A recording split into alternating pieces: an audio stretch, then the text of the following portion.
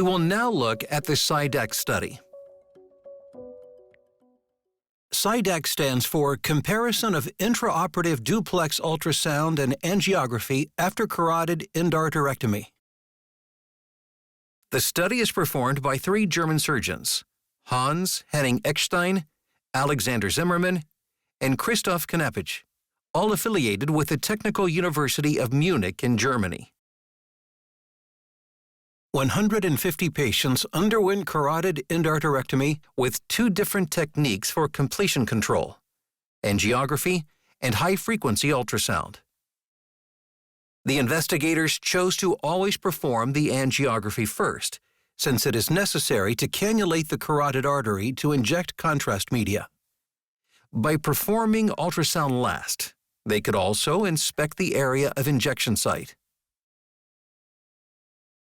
After performing these 2 completion controls, the surgeon would decide to perform revision if they found any defects in the vessel.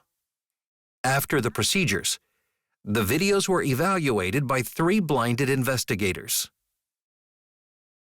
Significantly, more defects requiring intraoperative revision were detected by ultrasound imaging following a 1-to-4 grading system for interpretation.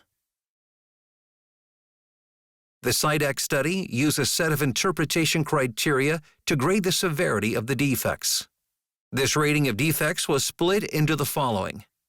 1 is no defect. 2 is a minor defect. 3 is a major defect, where revision is recommended. And for a severe lesion in grade 4, revision was mandatory. The author's conclusions were that ultrasound revealed more defects after CEA compared to angiography. With a higher inter-rater reliability, ultrasound is less dependent on the surgeon's subjectivity compared to angiography. Ultrasound is a less invasive procedure than angio and could be considered an alternative intraoperative morphologic assessment tool in carotid surgery. Case number 2 deals with an asymptomatic 90% internal carotid artery stenosis. A 72-year-old male patient had a carotid endarterectomy with the Eversion technique.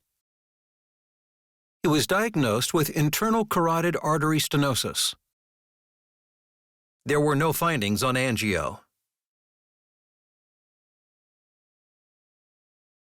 But a grade 3 defect was found on ultrasound in the form of residual plaque at the distal end of the reconstruction site. The surgeon took a photo of the structures removed in order to illustrate the significant size of them.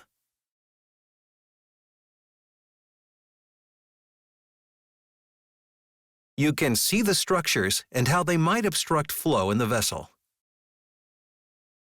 After revision, the ultrasound video shows a more clear lumen, even though there are still small residues left.